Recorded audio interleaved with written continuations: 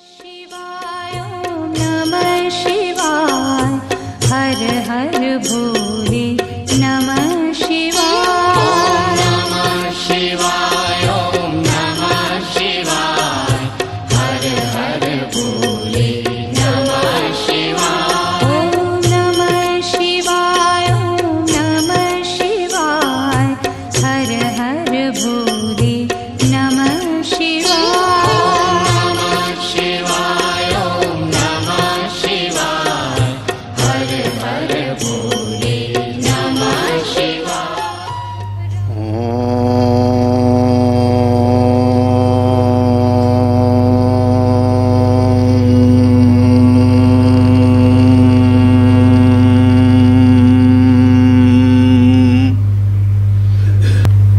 शंकरं शंकराचार्यं केशवं बादरायणं सूत्रभाष्यकृतौ वन्दे भगवन्तो पुनः पुनः।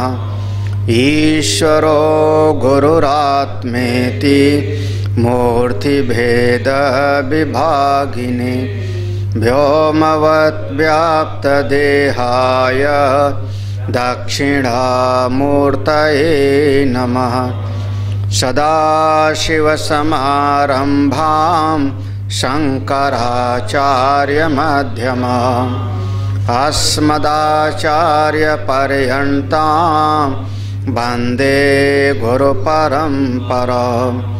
श्रुतिस्मृतिपुराणानाम् आलयं करुणालयम् नमामि भगवत्पादं शंकरं लोकशंकरम। परम श्रद्धेय स्वामी जी, संत समाज, भक्त समाज सभी को वंदन नमन। श्रुति भगवती ने उद्बोधित किया, हम सभी जीवों को प्रेरणा दिया। एक प्रेरणा का वाक्य था, उत्तिष्ठत जाग्रत प्राप्य वरान निबोधत क्षुरस्य धारा निश्चिता दुरत्यया दुर्गम पथस तत्कवयो वदन्ति। उठो, जागो और इस मार्ग पर चलो, आत्मज्ञान को प्राप्त कर लो। और यहाँ पर आकर के कहा, इह चेद अस्कत बोधुम प्राक शरीरस्य विस्रसा। यह कब तक प्राप्त कर लो? ये शरीर की जो शक्ति है उसके छीड़ होने के पहले, शरीर में जो 5 महाभूत मिले हैं उनके अलग अलग बिछुड़ने के पहले, सब इंद्रियों की शक्ति छीड़ होने के पहले अगर जान लिया तो संसार बंधनात् विमुच्यते, तो संसार के बंधन से, अविद्या कामना कर्म की ग्रंथि से आप छूट जाओगे। और अगर नहीं जाना इस शरीर के छूटने के पहले, तब बार बार आपको भिन्न भिन्न लोक परलोक आदि में आना और जाना पड़ेगा। जैसी जैसी वासना होगी, जैसी जैसी कामना होगी, उसी के अनुरूप शरीरत्वाय अलग अलग शरीर तुमको धारण करना पड़ेगा।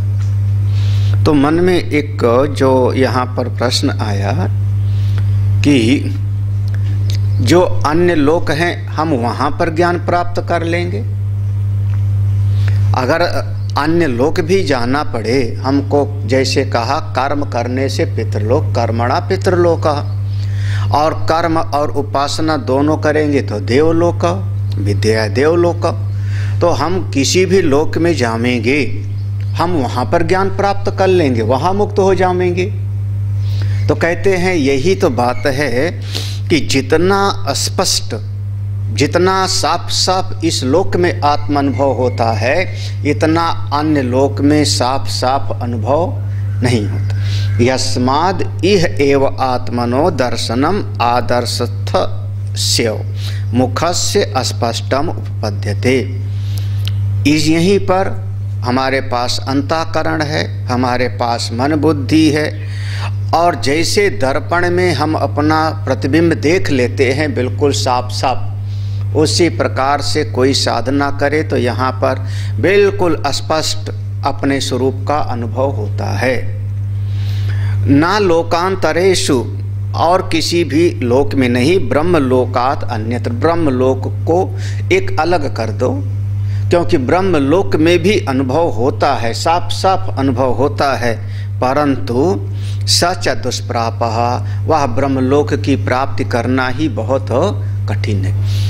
अन्य लोक में भी अनुभव हो सकता है। अब इसको यहाँ पर कई बार इस पर हम लोगों ने सत्संग सुना कि जैसे हम लोग कहते हैं बड़े भाग मानुष तन पावा, तो वहाँ पर यही कहा जाता है कि ये शरीर बड़े भाग्य से मिला। क्यों? क्योंकि इस शरीर से हम साधन कर सकते हैं, मोक्ष की प्राप्ति कर सकते हैं। साधन धाम मोक्ष कर द्वारा प्राप्त कर सकते हैं, अन्यान लोक में नहीं। यहाँ पर श्रुति भगवती कहती हैं किसी भी लोक में अनुभव हो सकता है, किसी भी शरीर में आपको अपने स्वरूप का अनुभव हो सकता है, किसी भी शरीर में, किसी भी लोक में। क्योंकि जो प्रमेय है, जिस तत्व को हम जानना चाहते हैं, जो प्रमेय है वह कहीं पर भी अनुपलब्ध नहीं है। जिस चीज को, तत्व को हम अनुभव करना चाह रहे हैं, उस तत्व की सर्वत्र उपलब्धि है, क्योंकि वो सर्वव्यापक है, सर्वांतर्यामी है। तो प्रमेय की उपलब्धि, उस तत्व की उपलब्धि सर्वत्र है, ठीक है ना, वो सब जगह पर है, समभाव से है। दूसरा, जानने की जो इच्छा है प्रमाता के भीतर, वही गड़बड़ी है, जानने की इच्छा नहीं होती। प्रमेय निर्दोष है, सर्वत्र है, सम है।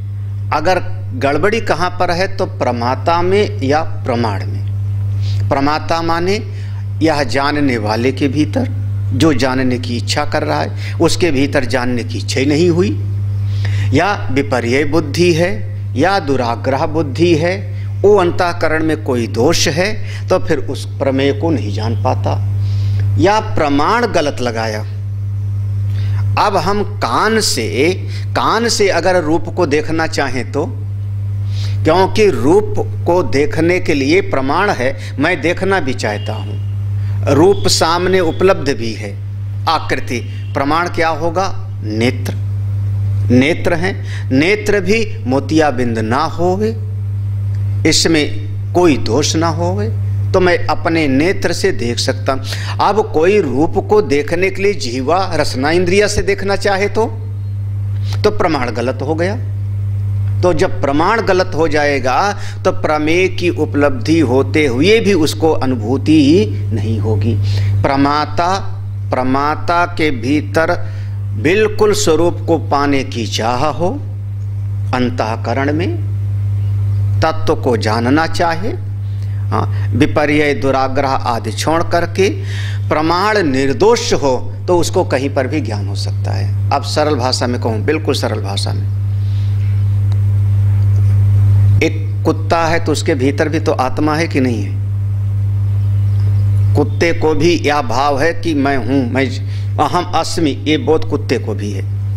मैं क्या हूँ ये ठीक ठीक पता नहीं, अहम अस्मि, मैं हूँ ये सबको पता है, क्या हूँ यही नहीं जानता। अब उसको, कुत्ते को जो भाषा समझ में आती है, कुत्ते के अंतःकरण में जो भाषा समझ में आती है, अगर उसी की भाषा में समझाने वाले कोई तत्व ज्ञानी उसको गुरुदेव मिल जावे तो उसको ज्ञान हो जाएगा। समझ में आ रहा है कि नहीं हमारी बात? उसी की भाषा में समझाने वाले कोई उसके तत्ववेत्ता कुत्ता मिल जावे, उसी की भाषा में बताने वाले, तब चूंकि प्रमेय है, अहम स्वरूप का है, उसकी अनुपलब्धि है नहीं, तो उसको भी बोध हो सकता है। हाँ, अब इस सिद्धांत को ले आओ काकभुसुंडी और गरुण जी के संबंध में। गरुण जी अगर पक्षी हैं तो उपदेश किसका ग्रहण हुआ फिर उनको? हाँ, गरुण जी अगर पक्षी हैं तो वह फिर भगवान शंकर जी के पास भले जाते हैं, लेकिन भगवान शंकर जी कहते हैं समुझई खग खगही कई भाषा, याद है ना। तो अगर एक पक्षी है उसको भी पक्षी की भाषा में कोई तत्व का उपदेश करे, ठीक ठीक उसको आचार मिल जावे तो उसको भी ज्ञान हो सकता है। देवलोक में कोई देवताओं की भाषा में उपदेश करने वाला मिल जावे, देवगुरु बृहस्पति उपदेश करें, कोई अन्यान महापुरुष उपदेश करें, देवर्षि नारद उपदेश करें, वहाँ भी हो जाएगा। तो तत्व की अनुभूति सर्वत्र हो सकती है। बस इतना है कि जितना आसान इस मानव देह में है उतना आसान सर्वत्र नहीं, क्योंकि उतना, जैसे हम लोग कहते हैं ना, कोई जहाज नया थोड़े है। हम लोगों के यहाँ तो शास्त्रों में बहुत पहले से जहाज था, पुष्पक विमान था, हाँ, रावण के पास, फिर उनके पास में था, कर्दम ऋषि ने एक विमान बनाया था, कामक विमान बनाया था।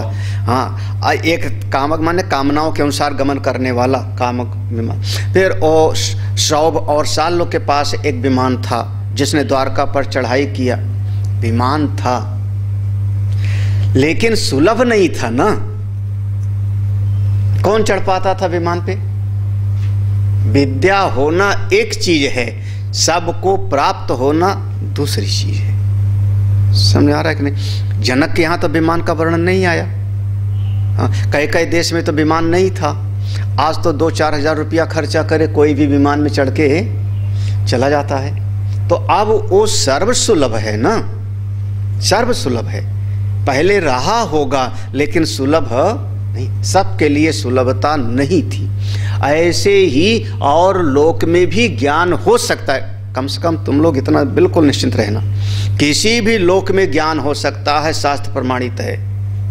हाँ, लेकिन इतना आसान नहीं है जितना आसान मनुष्य के शरीर में, क्योंकि यहाँ विवेक शक्ति जगी हुई है, अंतःकरण जगा हुआ है, बुद्धि हमारी जगी।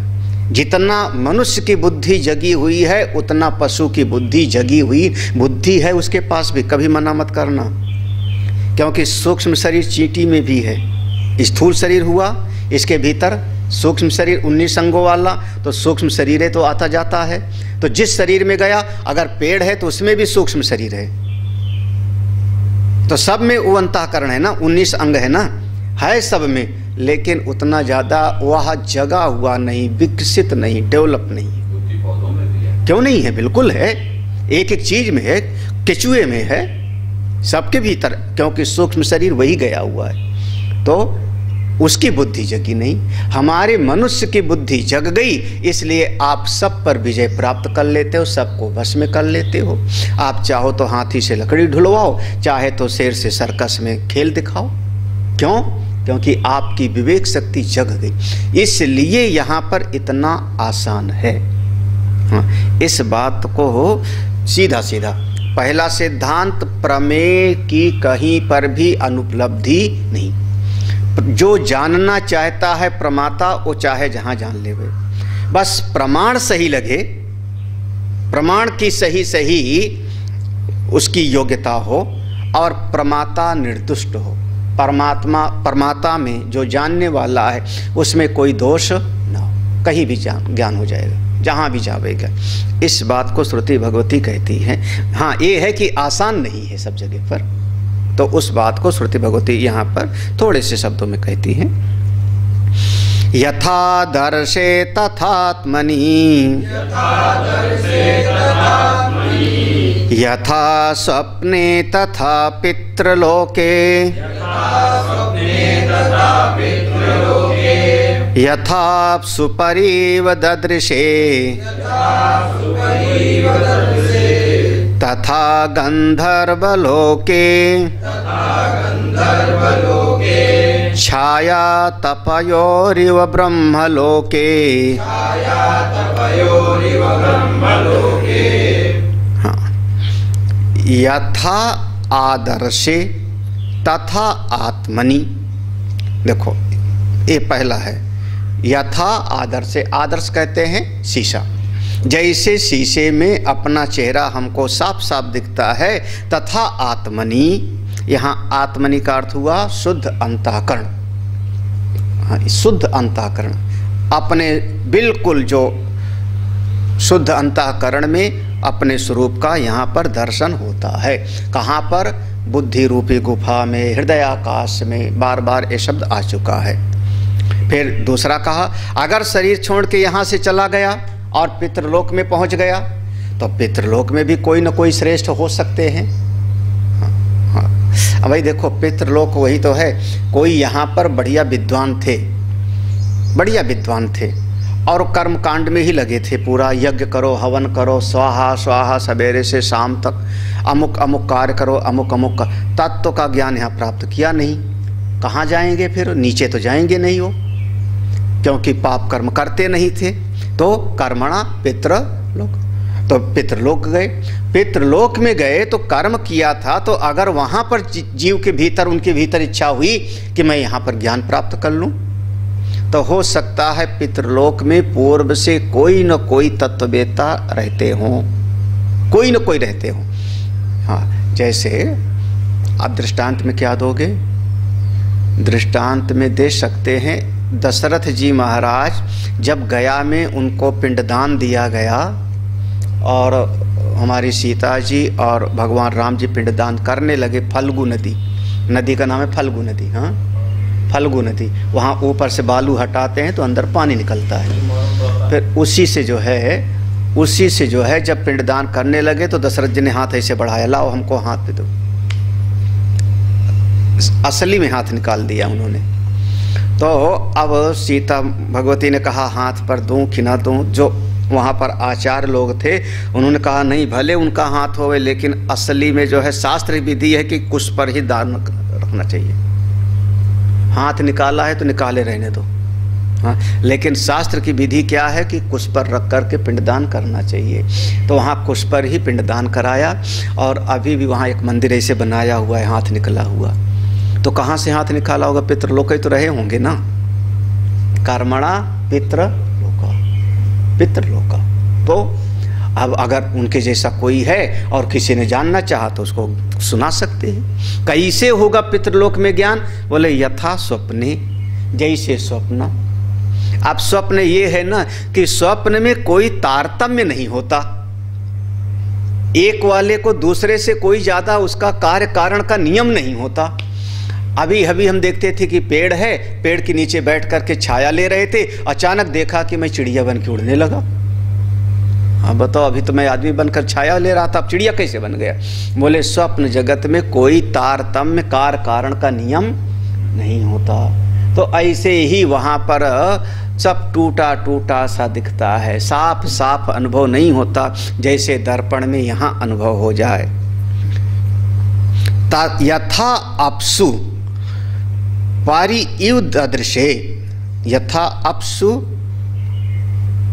यहाँ पर पारिदृश्यते, भाष्यकार कहेंगे पारी धन इव, धन ददृशे, तो पारिदृश्यते इव, जैसे जल के भीतर, जैसे जल के भीतर शांत जल है, आप अपना चेहरा देखो तो दिखाई पड़ता है, लेकिन कहीं दूसरी जगह पर जल में एक किसी ने कंकड़ डाल दिया, हवा चल गई तो थोड़ा सा हिल जाएगा। जब हिल जाएगा तो आपका जो प्रतिबिंब पड़ रहा था वो जल के भीतर, वो भी थोड़ा बहुत हिल जाए। उसी प्रकार से गंधर्व लोक में, अच्छा गंधर्व लोक में क्या है? गायन प्रधान है। गंधर्व लोक में संगीत प्रधान है, चित्रसेन वहाँ के मुखिया हैं, गाना बजाना होता रहता है। अभी भी कोई गाना सुनिए, आप भजन सुनो, संगीत सुनो, आपका चित्त एक जैसा रहेगा कि चित्त में थोड़ा सा जो है लहर उठेगी। कभी बहुत बढ़िया पंक्ति सुनाई पड़ी भजन की, गाने की, तो आपका चित्त हर्षित हो जाएगा। कभी बढ़िया नहीं सुनाई पड़ा तो आपका चित्त कहेगा अब इसको बदल दो।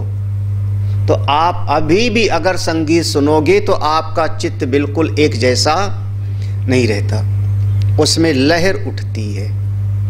हाँ, उसी प्रकार से गंधर्व लोक में भी जो अनुभव होता है वह ठीक ठीक अनुभव नहीं होता, लहर जैसी कटा कटा सा अनुभव होता है। छाया तपयोह इव, अब छाया तपय हो, अंधकार और प्रकाश बिल्कुल साफ साफ एक जगह पर बिल्कुल प्रकाश जल रहा है कमरे में, और बाहर जो है घुप अंधेरा है तो बिल्कुल साफ साफ दिखाई पड़ता है। चारों तरफ अंधेरा है, कमरे में देखो कितना बढ़िया रोशनी है। तो जैसे धूप और छांव, प्रकाश और अंधकार बिल्कुल साफ साफ अनुभव होता है, इसी प्रकार से ब्रह्मलोक में बिल्कुल स्पष्ट अनुभव होता है। अपने स्वरूप का अनुभव अगर ब्रह्मा जी उपदेश करें तो उसको बिल्कुल साफ साफ अनुभव होता है, वहाँ कोई संशय की गुंजाइश नहीं रहती।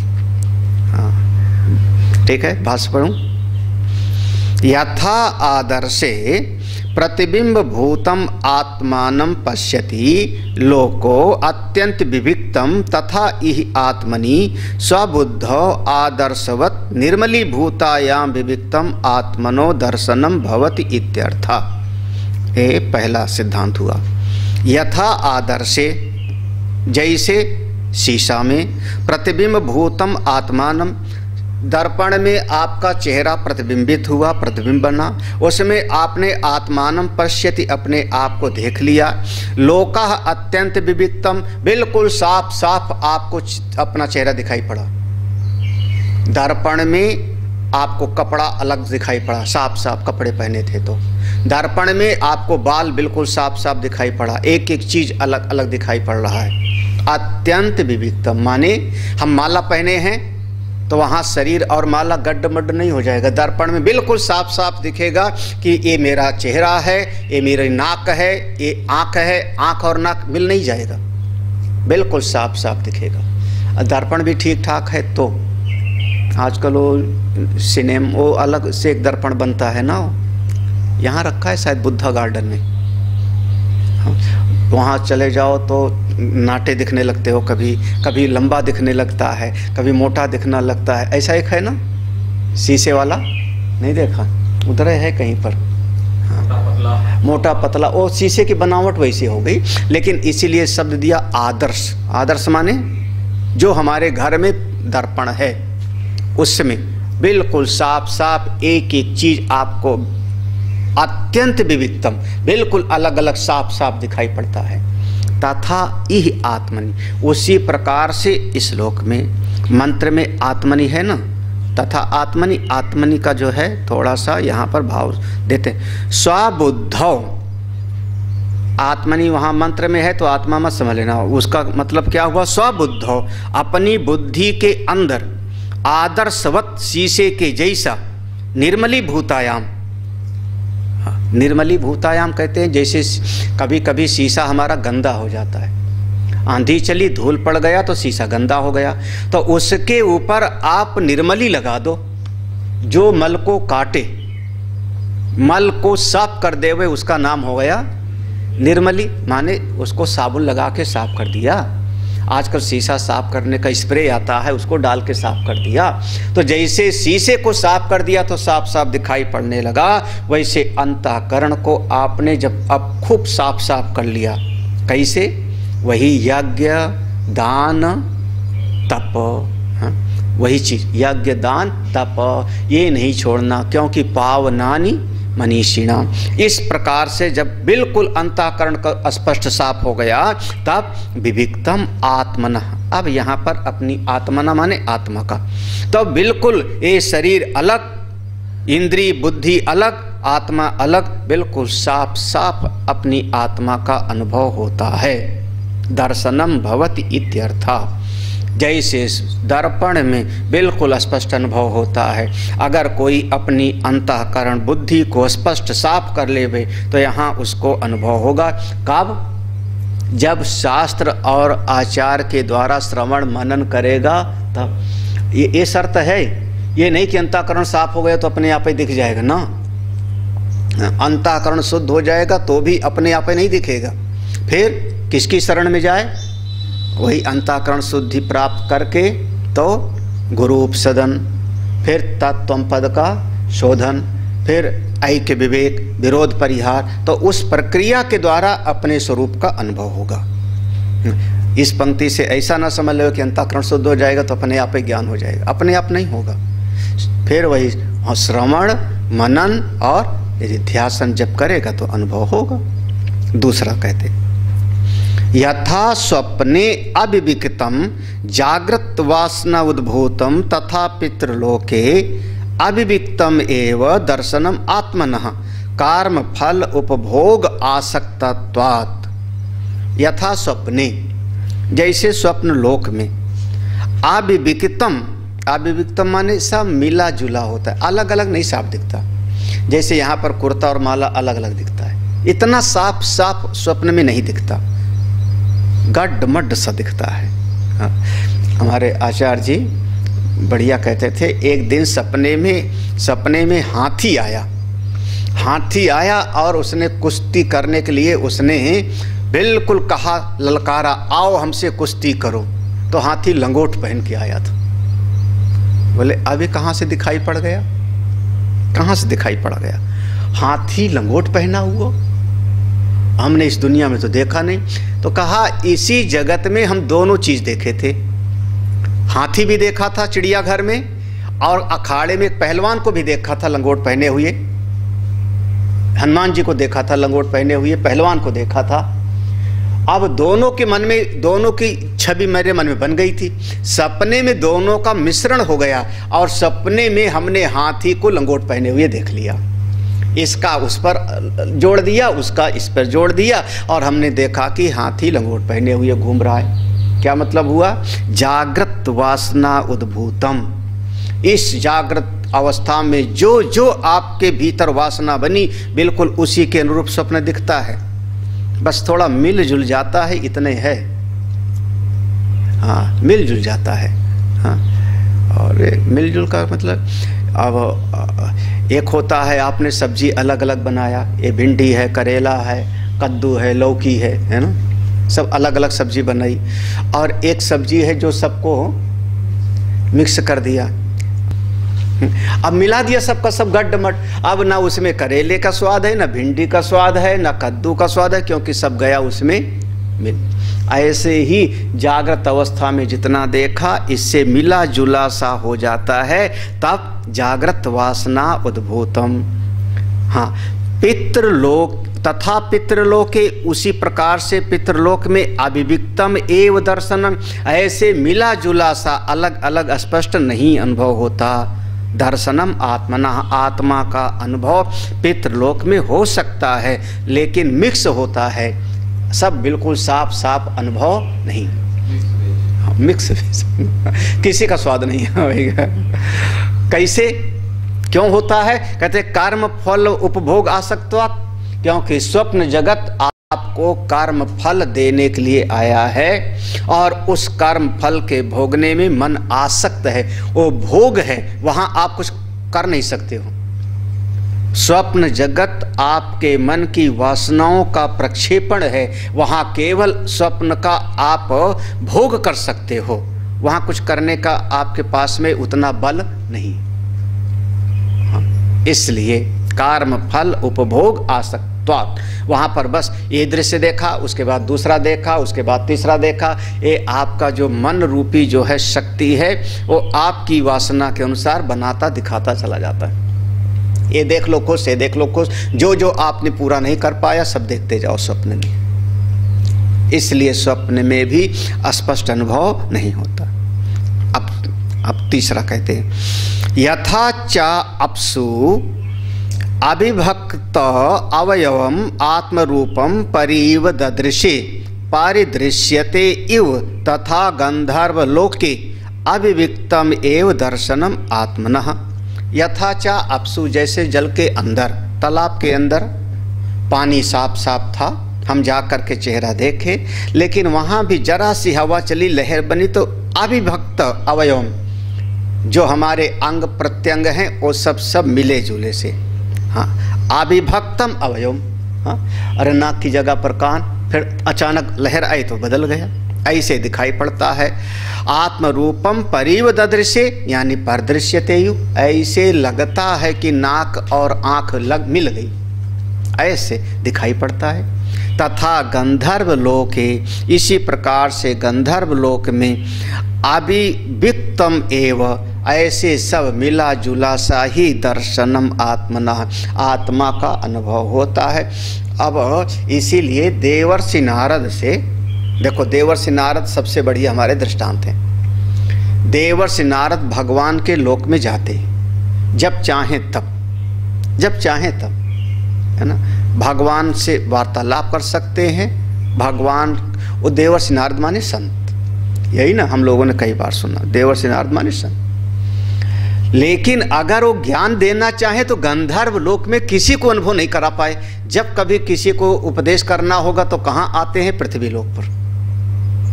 कभी ध्रुव को, कभी प्रहलाद को, कभी पार्वती को, कभी किसी और को, कभी किसी और को उपदेश कहाँ पर देने आते हैं? हाँ, ओ भाई आप जब गायन बजायन करते हो तो आप गंधर्व लोक पे जाके ज्ञान दे दो। बोले वहाँ स्पष्ट ऐसा कोई वर्णन नहीं आया कि देवर्षि नारद ने गंधर्व लोक में किसी को तत्व बोध कराया हो और ज्ञानी हो गया हो। कोई दृष्टांत? कोई दृष्टांत? हाँ, यहाँ पर आकर के मर्त लोक में आके उपदेश करते हैं और भगवान का साक्षात्कार कर लेगा, जीवन मुक्त हो गए। ऐसे कई दृष्टांत आ जाएंगे, एक दो नहीं, अनेकानेक दृष्टांत आ जाएंगे। लेकिन वहां पर नहीं, क्योंकि गंधर्व लोक में भी सब मिला जुला सा दिखाई पड़ता है। एवं च लोकांतरेषु अपि शास्त्र प्रामाण्यात् अवगम्यते। अब यहाँ पर देखो दो लोक की बात बताई ना, एक तो पितृलोक और गंधर्व लोक, और इस लौकिक जगत में बता दिया दर्पण के जैसे। तो इस लोक में अनुभव होता है दर्पण के जैसे। पितृलोक और गंधर्व लोक की बात कर दिया। भाष्यकार कहते हैं एवं च लोकांतर, इसी प्रकार से और जितने लोक हैं सबको समझ लो, जितने लोक हैं सबको समझ लो। लोकांतरेषु अपि, और इसमें शास्त्र प्रमाण है। शास्त्र प्रमाण क्या कहता है? अन्य लोकों में भी इसी तरीके से समझो कि मिला जुला दिखाई पड़ता है, सब का सब मिला जुला दिखता है, साफ साफ अनुभव नहीं आता केवल ब्रह्मलोक को छोड़ के।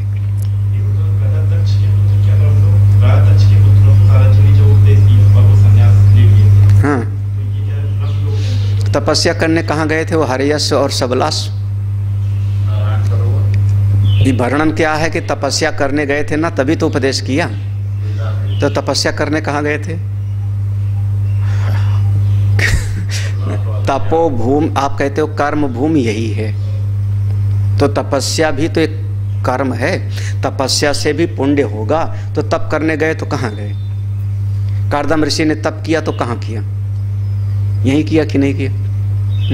पार्वती ने तपस्या किया तो कहाँ पर किया? वहीं हरिद्वार में। हमने कई बार सुना है बिल्वकेश्वर महादेव, बिल्वकेश्वर महादेव वहीं पर। तो तपोभूमि तो यही है ना, कमाई की जगह तो यही लोक है। और जगह तो बस यहाँ से कमाओ, वहाँ उसको ले जाके खर्चा करो, उड़ाओ। तो जहाँ जहाँ तपस्या किया वहीं पर उपदेश किया होगा। हाँ, तो अन्य लोक भी इसी प्रकार से समझ लेना चाहिए। छाया तपयो रिव, छाया तपयो इव अत्यंत विविक्तम ब्रह्मलोका एव एकस्मिन्। हाँ, छाया तपयो जैसे धूप और छांव, अंधकार और प्रकाश के जैसे, अत्यंत विविक्तम बिल्कुल साफ साफ अलग अलग, ब्रह्मलोक एव एकमात्र, एकस्मिन एक ब्रह्मलोक ही ऐसा है जहाँ पर बिल्कुल धूप और छांव के जैसे साफ साफ दिखाई पड़ता है, बिल्कुल। लेकिन साचा दुष्प्रापो अत्यंत विशिष्ट कर्म ज्ञान साध्यत्वात्। लेकिन भैया कोई कहे कि हम तो ब्रह्मलोक में फिर साफ साफ अनुभव करेंगे, बोले ब्रह्मलोक पाना कोई आसान है? साचा दुष्प्रापा, वो ब्रह्मलोक पाना ही बड़ा मुश्किल है। अत्यंत विशिष्ट, बहुत श्रुति भगवती ने खास खास बताया कि ऐसा कर्म करेगा तो ब्रह्मलोक जाएगा, ऐसा कर्म करेगा तो ब्रह्मलोक जाएगा। तो विशिष्ट कर्म ज्ञान ऐसा समझेगा तब ब्रह्मलोक जाएगा। तो विशेष कर्म और ज्ञान से वह प्राप्त होता है ब्रह्मलोक। वो कर पाना इतना आसान तो हो नहीं, है ना। वो सब, वही पहले मैंने कहा कि विमान पहले था लेकिन सबको चढ़ पाना संभव नहीं था, यही ना, सब नहीं चढ़ सकते थे। ऐसे इस प्रकार से यह ब्रह्मलोक की प्राप्ति आसान नहीं है। भाव ये है ऋचा का, तस्मात् आत्मदर्शनाय इह एव यत्नः कर्तव्य इति अभिप्रायः। तस्मात् इसलिए दर्शनाय आत्मा का अनुभव करने के लिए इह एव यत्नः, यहीं पर ही इसी शरीर में रहते रहते ही आप प्रयत्न कर लो, पूरी तरह से लग जाओ। इति अभिप्रायः, यही शास्त्र का, इस मंत्र का यही अभिप्राय है, यही इसका मंत्र का भाव है कि यहीं पर पूरी तरह से पूरी शक्ति से जुट जाओ। हमको तो आत्मानुभव करना ही करना है, यही करके जाना है आगे के लिए, कि आगे कर लेंगे ये सब के सब बिल्कुल दूसरे तरह की बातें, यहीं पर करके जाना। अब कहते हैं अच्छा यहीं पर करना है, अब बिल्कुल तैयार हो गया साधक, नचकेता बिल्कुल तैयार। तो मन में क्या आता है, कथम असो बोधव्या किम वा तद अवबोधे प्रयोजनम इति उच्यते। कह रहे हैं कथम असो, आपने कहा यहीं जान ले, तो यहीं पर उस आत्मा को कैसे जान ले। कथम, कैसे, कथम माने कैसे, असो इस आत्मा को, इस ब्रह्म तत्व को कैसे जाना जा सकता है। अच्छा, और जान भी लेंगे तो कह रहे हैं किम वा तद अवबोधे, जब आत्मा को जान लेंगे तो क्या लाभ होगा, प्रयोजनम, प्रयोजन क्या होगा। तो दो बात, कैसे जाने और क्या फायदा होगा, बड़े काम का मंत्र हो गया ना। यहीं पर रहते रहते इस आत्मा को, अपने परमात्मा को कैसे जाने, और जान लेंगे तो क्या प्रयोजन सिद्ध होगा, इस बात को कहते हैं। कौन सा प्रयोजन सिद्ध होगा। इंद्रियाणां पृथक भावम् उदयास्तमयौ च यत् पृथग् उत्पद्यमानानां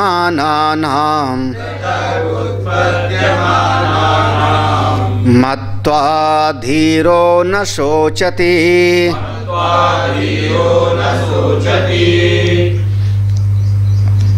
जो अब इस मंत्र में है, देखो, कार्य को देख के कारण की खोज की जाती है। इसको कहते हैं, जो लक्षण है उस लक्षण को देख के वह जो लक्षित तत्व है उसका बोध होता है। नहीं समझ आ रहा। अरे कार्य को देख के कारण का, अब वही तो है ना, ऊपर से सेब गिरा, सेब गिरा तो कार्य है। क्यों सेब गिरा, जिसने विचार किया, हमने कहा वो न्यूटन बन गया, बहुत बड़ा साइंटिस्ट बन गया। कार्य को देख के कारण की खोज करनी चाहिए। तो उस इस सिद्धांत को करें। हमारे पास क्या है, एक शरीर है, चलो यहाँ से समझो, ये शरीर है। शरीर तो बहुत आसानी से सबको समझ में आ जाता है कि 5 महाभूत से बना है।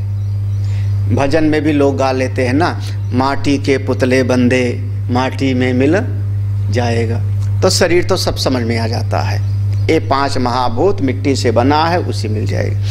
ये शरीर के भीतर जो सूक्ष्म शरीर है, इंद्रियां, उसके अंदर जाओ। अब इतना तो सब ने समझ लिया कि शरीर तो आने जाने वाला है। ये तो कम से कम इतना अगर पढ़ा हुआ है तो साधारण तरीके से मान लिया जाता है कि इतनी तो समझ है। अब इंद्रियां आई, सूक्ष्म शरीर आया, तो कहते इंद्रियाणाम पृथक भावम, इंद्रियों का आत्मा से पृथक भाव को जान लेवे जो। अपने आत्म स्वरूप से इंद्रियां पृथक हैं। कैसे पृथक हैं, उनकी उत्पत्ति का, उत्पत्ति के लक्षण से पहचानो, उनके प्रयोजन के लक्षण से पहचानो। तो इंद्रियां अपनी आत्मा से बिल्कुल पृथक हैं, हाँ, बिल्कुल अलग हैं। कैसे पहचाने, लक्षण क्या होगा, लिंग क्या होगा पहचानने का, तो 2, एक तो इनकी उत्पत्ति का और दूसरे इनके प्रयोजन का। ये 2 तरीके से विचार करो तो समझ में आ जाएगा कि आत्मा से इंद्रियां सबकी सब अलग हैं। इंद्रियां आराम पृथक भाव। अच्छा, ये जो इंद्रियां है ना, ये हमेशा बनी नहीं रहती।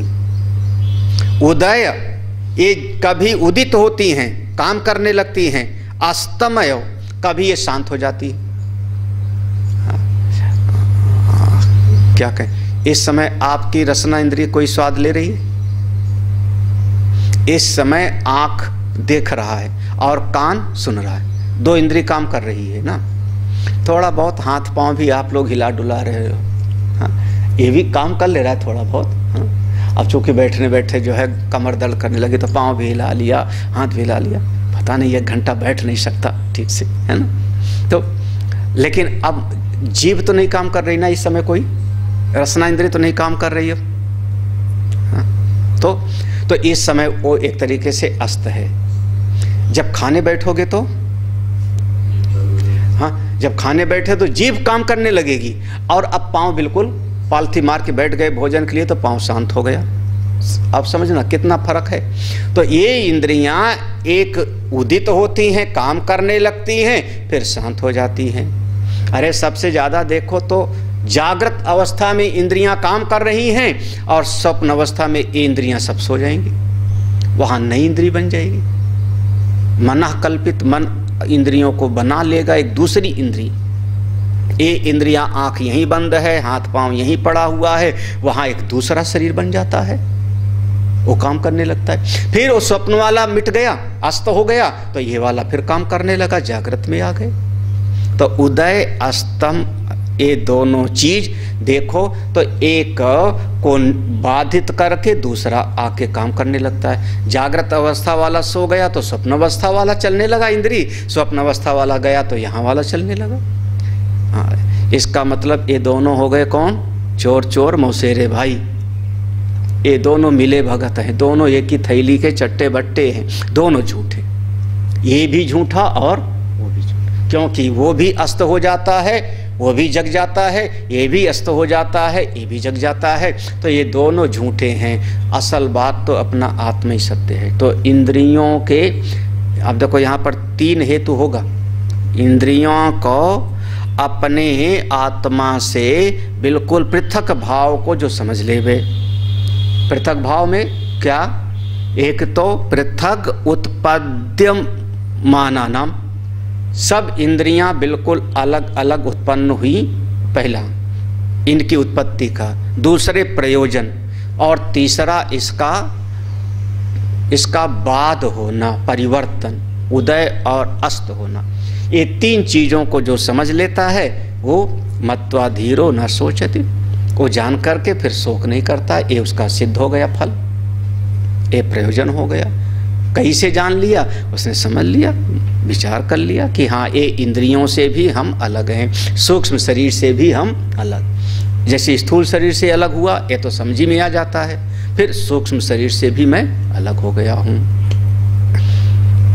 भाष्य देखें, मंत्र में कोई इंद्रियाणाम पृथक भाव, इंद्रियों के पृथक भाव को, आत्मा से अलग को, उदय अस्तमयोचा, इसको उदित होने अस्त होने को जो जान लेता है, पृथक उत्पद्यमाना नाम, अलग अलग सब उत्पन्न हुई हैं, इनको जो समझ लेता है वो फिर मत्वा धीरो न सोचते।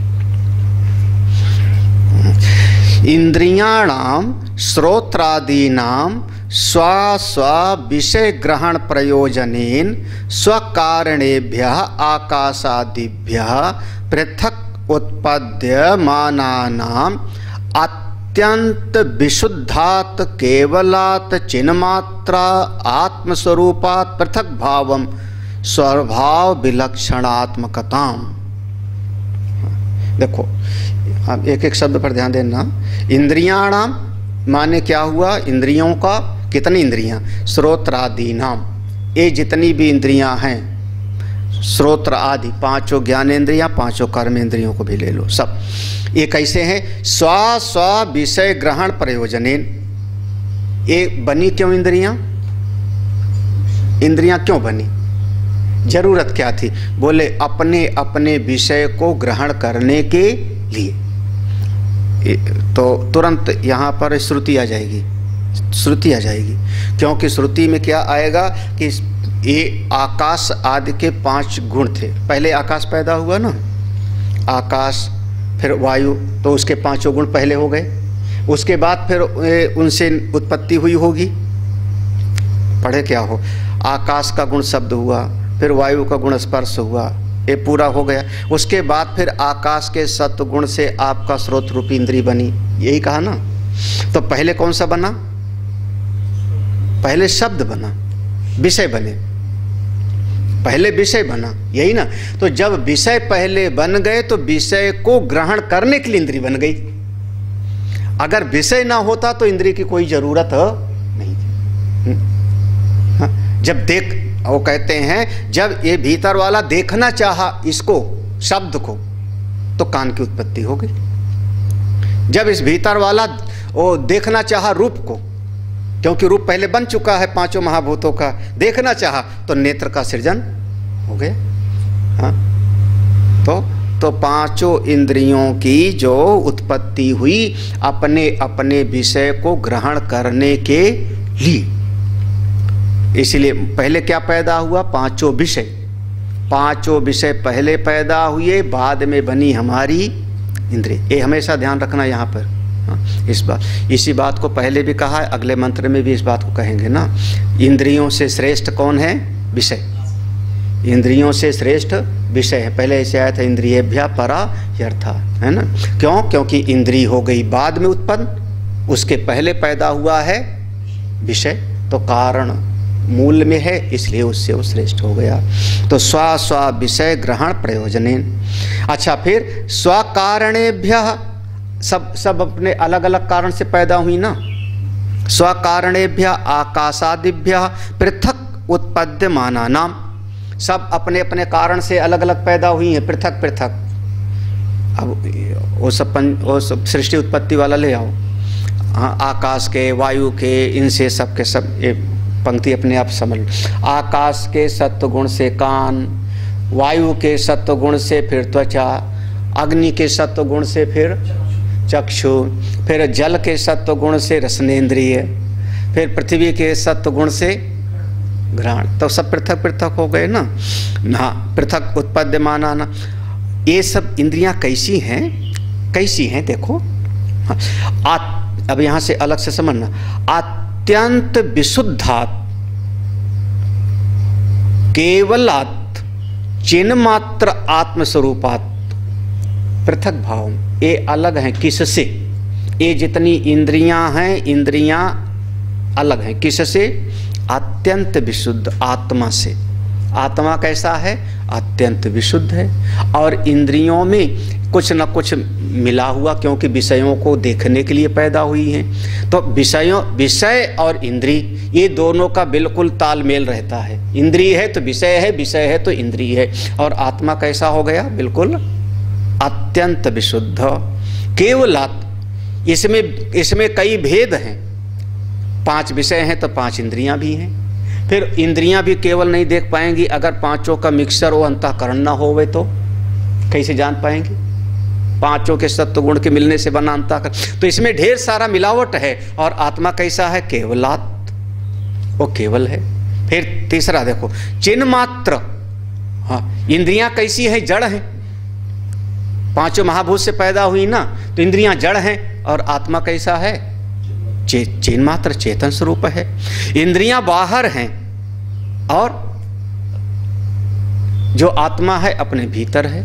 तो आत्म स्वरूप से इंद्रियां बिल्कुल विलक्षण हैं। पृथक भावम स्वभाव विलक्षणात्मकताम, ये बिल्कुल पृथक हैं। ये पूरा का पूरा पंक्ति को ध्यान से समझ सकते हो। फिर से देख लो। इंद्रियाणाम श्रोत्रादीनाम, जितनी इंद्रियां हैं स्व स्व विषय ग्रहण प्रयोजनाएं, अपने अपने विषयों का ग्रहण करने के लिए बनी हैं। स्वकारणेभ्यः, अपने अपने कारण, आकाश आदि से पृथक उत्पद्यमाना नाम, पृथक पृथक उत्पत्ति हुई है। तो ये इंद्रियां आत्मा से बिल्कुल अलग हैं। कैसे अलग हैं? कैसे अलग हैं? आत्मा अत्यंत विशुद्धात्, आत्मा अत्यंत विशुद्ध है और इंद्रियां वह मिल गई हैं विषयों से। केवलात्, आत्मा एक है, इंद्रियां अनेक हैं। चिन्ह मात्रात्, इंद्रियां जड़ हैं और आत्मा चेतन स्वरूप है। ऐसा आप विचार करो तो स्वभाव विलक्षणात्मकताम, आत्मा का स्वभाव सच्चिदानंद स्वरूप है और इंद्रियां विषयों की तरफ दौड़ती रहती हैं। तो दोनों में बिल्कुल दोनों का स्वभाव अलग अलग है। हाँ, मिक्स करके मत देख लो। ठीक है, आगे बढ़े। तथा तेषाम एव इंद्रियाणाम उदय अस्तमयो चा उत्पत्ति प्रलयो जागृत स्वाप अवस्था अपेक्षया न आत्मना। तथा तेषाम एव, अब उसी में भी समझ लो, उसी विषय में, यह जो आपके पास में इंद्रियां हैं, इंद्रियाणाम उदया अस्तमयो, ये कभी उदित होती हैं कभी अस्त होती हैं। उदय होना माने उत्पत्ति प्रलयो, इंद्रियां बनी और फिर वो जाके शांत हो जाती हैं। बिल्कुल स्पष्ट अनुभव कहाँ का है? जागृत स्वाप अवस्था अपेक्षया। जागृत और स्वप्न की दृष्टि से विचार कर लो, जागृत और स्वप्न की दृष्टि से विचार करो अपेक्षा से।